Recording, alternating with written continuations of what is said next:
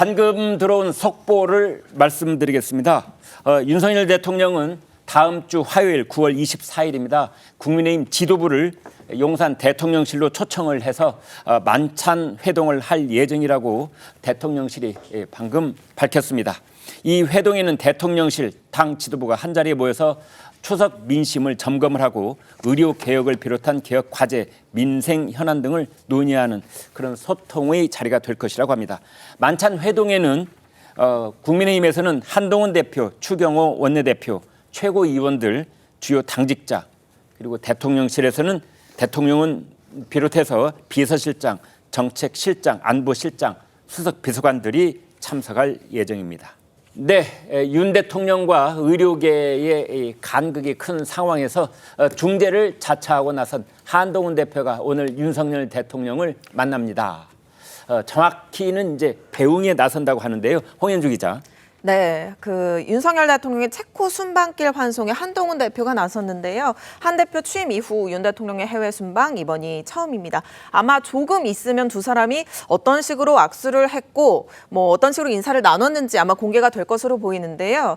전당대회 기간 문자 갈등 논란이 있었던 김건희 여사, 저희가 대통령 순방길을 보면 대통령이 먼저 인사를 하고 그다음에 김건희 여사가 순방 인사를 나누는데 김건희 여사와 한동훈 대표도 어떤 식으로 인사를 했는지 조금 있으면 이제 확인을 하실 수 있을 것 같습니다.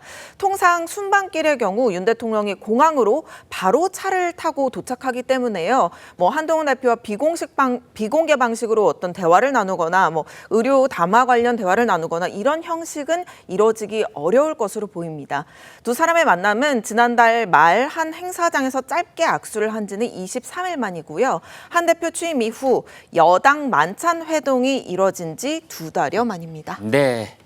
지금 여러분께서 보고 계시는 영상은 과거의 자료 화면입니다. 그런데 지금 속보로 저희가 전해드릴 수 있습니다. 윤석열 대통령 부부가 체코를 향해서 방금 비행기를 타고 출발을 했고 그 자리에 한동훈 대표가 배웅을 나가서 윤석열 대통령과 만남을 가졌습니다. 자, 홍 기자. 방금 속보로 전해드린 바 있는데 다음 주 화요일 날 이제 용산에서 저녁 식사 자리가 있군요. 그렇습니다. 윤 대통령과 국민의힘 지도부와의 만남 기억해 보시건대 당초 지난달 30일에 예정됐었는데 돌연 연기가 됐었죠. 이를 두고 한 대표가 의대 증원 문제 중재안을 제안했지만 그것을 대통령실과 정부가 좀 거부하는 과정에서 당정 갈등이 불거져서 연기한 거 아니냐 이런 해석도 있었습니다. 윤 대통령은 지난 8일에는 국민의힘 이뇨한 그리고 김민전 최고위원 등과 만찬을 했는데 이 자리에 한 대표가 없었던 점을 두고도 당정 갈등이 아직 남아있는 거 아니냐라는 시각이 있었는데 오늘 이제 순방 2박 4일 순방을 다녀오고 난 뒤인 다음 주 화요일에 이렇게 두 사람이 만날 것이다라는 점을 공식적으로 대통령실이 발표를 한 겁니다. 그렇군요. 정확히 따져보면 56일 전인 지난 7월에 윤석열 대통령과 한동훈 대표 만찬 회동을 가진 바가 있습니다. 당시 분위기가 어땠는지 영상을 보시겠습니다.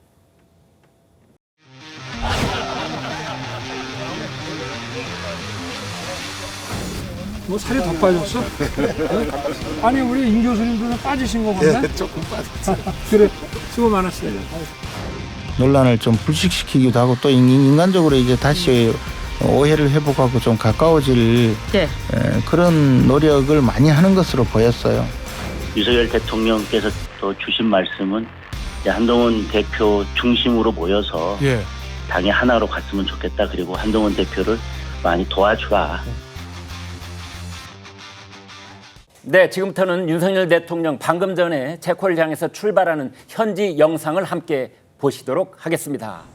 네, 대통령 탑승 차량이 이제 비행기 트랍 앞에 멈춰섰고 대통령이 내려서 차례로 악수를 나누고 있는 장면 보시고 있습니다. 뒤에 김건희 여사가 이제 따라오면서 함께 이동을 하고 있습니다.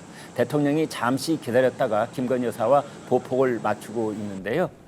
네, 비행기 오르기 전에 한동훈 국민의힘 대표와 맨 먼저 악수를 나누고 그다음에 현장을 출영을 나온 인사들하고 차례차례 악수를 나오고 지금 비행기 트랩을 오르고 있습니다. 네, 이번 체코 방문의 목적이 홍현주 기자, 그러니까 원주 수주를 확실하게 이제 매듭짓기 위한 출국이다 이렇게들 지금 예상하고 있어요. 그렇습니다. 일각에서 우리나라가 체코 원전 수주를 두고 미국의 기업인 웨스팅하우스와 함께 경쟁을 벌이다가 이제 체코 원전 수주에 우리나라가 최종 한전이 됐는데 그걸 두고 지금 미국 웨스팅하우스가 계속해서 소송을 제기하고 문제 제기를 하고 있습니다. 그 점에 대해서 이번에 윤석열 대통령이 직접 가서 해결하려는 의지를 보이려는 것으로 보이는데 오늘 아침에 윤 대통령과 로이터 통신과의 인터뷰가 공개가 됐습니다. 그 자리에서 윤 대통령이 원전 최종 수주에는 아무런 문제가 없을 거라고 본다라는 자신감을 표출하기도 했습니다. 네, 지금 여러분께서 보고 계시는 저 화면은 자료 화면이 아니고 방금 전에 대통령이 체코를 향해서 출국하기 직전에 출영을 나온 그 인사들하고 악수를 나누고 그다음에 김건희 여사와 함께 비행기 오르는 장면, 저게 실시간 영상이었습니다. 자, 윤석열 대통령, 한동훈 대표 다음 주 화요일 날 이제 만찬을 가질 거라고 대통령실에서 발표를 했습니다.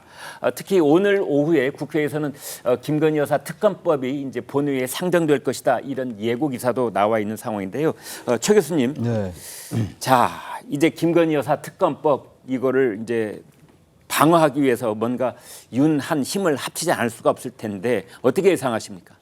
지금 이 여러 명이 만나는 자리라서 이게 네. 이 추경호 원내대표 그리고 최고위원들이 이렇게 만나는 거 아니겠어요? 그래서 여기서든 뭐 아주 기본적인 얘기만 나올 것 같아요. 양쪽 다 하면 한 20명 넘을 네, 것 같아요. 이거 원래 이제 연기된 거였잖아요. 네. 지난달 하려고 했다가 2026학년도 의대 증원 유예하자라는 얘기 나온 다음에 연기가 됐다라고 네. 보고 있는 건데 이렇게 만나가지고 거기서 아주 예민한 문제들이 많이 있잖아요. 당정 간에 말이죠. 네. 지금 뭐 최상병 특검 문제도 그렇고 의료대란 문제도 그렇고 대통령실과 지금 한동훈 대표가 맞는 게 거의 없어요. 특히 추경호 원내대표는 당의 지도부라고 합니다만 사실 대통령실의 입장을 많이 지금 들고 있는 거고 네. 이런 상황이기 때문에 그렇다 하더라도 지금 대통령이나 윤 대통령이나 이 한동훈 대표도 지금 전반적으로 이제 이 신뢰 위기 이런 것들에 봉착하고 있는 거란 말이죠. 국민들의 신뢰 위기에. 네. 그렇다면은 이제 보폭을 그야말로 맞춰야 될 텐데 마냥 이렇게 갈등의 모습을 연출할 수는 없어요. 특히 이 한동훈 대표로서는 더욱더 어려워지는 것이기 때문에 네. 또 윤 대통령도 이제 임기 반환점이 11월입니다. 네. 얼마 안 남은 상태이기 때문에 마냥 무조건 대통령실 입장만 끌고 갈 수는 없는 노릇이고 사실 어떤 면에서 두 쪽이 이해가 일치한다고 봐야 되겠죠. 네. 다른 당정 관계라면 이런 언어도 필요가 없겠는데 지금 상당히 그렇게 와 있잖아요. 갈등 관계가. 네. 근데 지금 뭐 24일을 만나서 이런 게 모든 게 해결될 수는 없다고 보지만 이 김건희 특검법 이런 것들도 과연 국민들이 어떤 것을 바라보고 있는가라는 것하고 당정이 어떻게 생각이 다른가도 봐야 될 것 같거든요. 네. 글쎄, 근데 이런 거는 이렇게 여러 명 만나는 것보다 적어도 한 번 정도는 여러 번은 아니라 하더라도 대통령과 한동훈 대표가 좀 단둘이 만나서 자, 그렇다면은 최 교수님 네.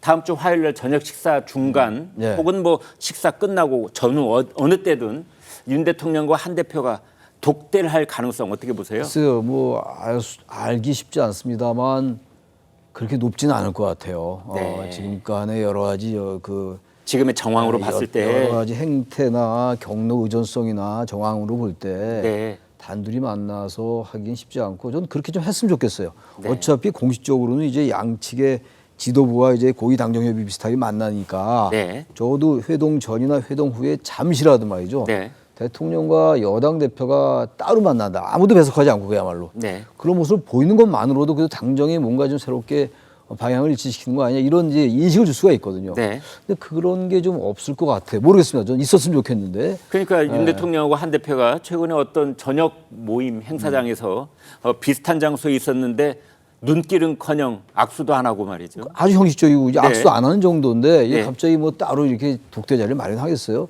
제가 가끔 생각나는 게 김영삼 정권 때 네.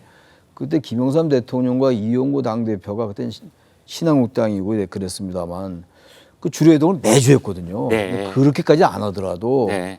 제가 기억이 납니다. 항상 당대표가 들어갔어요. 청와대를. 단 두 분이 만나고 그랬다고요. 네. 아무도 배석하지 않고. 그랬었는데 왜 그 정도는 아니더라도 너무 지금 이 사이가 소원해졌다. 그러니까 이럴 때 좀 뭔가 어쨌든 간에 어차피 만찬이 이제 결정됐으니까 따로 좀 지금 말씀처럼 만나는 모습을 보여주면서 조금씩 좁혀나가면 어떨까라는 생각이 드는데 지금 정황으로 볼 때 그렇게 쉽지 않지 않겠는가라는 생각이 듭니다. 예. 네. 여러분 커플링 혹은 디커플링 이 용어 많이 들어보시는지요?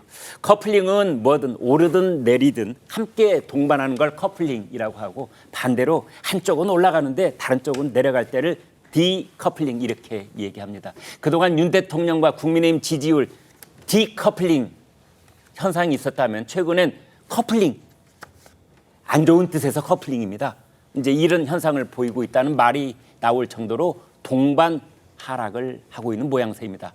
윤 대통령이 오늘 체코 순방길에 체코 원전 건설 사업과 관련해서 성공적으로 완수할 것을 확신한다라고 했는데 자 체코 원전 수주 쐐기를 받고 오면 다음 주 초 지지율 반등 있을까 궁금해집니다. 양 기자님. 네, 반등까지는 조금 신중하게 봐야 될 것 같습니다. 왜냐하면은 네. 체코 원전 수주 자체가 이미 앞선 조사에서 지지율에 반영이 된 그런 이슈입니다. 아, 예. 7월 달에 이제 원전 수주 처음으로 발표가 됐을 때 그때 이제 7월 둘째 주 이제 갤럽 조사에서 보면은 전주에 비해서 4%가 올랐었거든요. 네. 그래서 당시에 지지율이 29% 그래서 총선 이후에 최고였다. 30%에 육박했다. 이제 그런 보도가 있었습니다. 그래서 이미 체코 이 원전 이슈 자체는 그때 당시에 지지율에 상당히 큰 폭으로 반등이 됐고 또 지금 같은 경우에는 원전 이슈에 문제가 생긴 게 체코와의 관계 때문이 아니잖아요.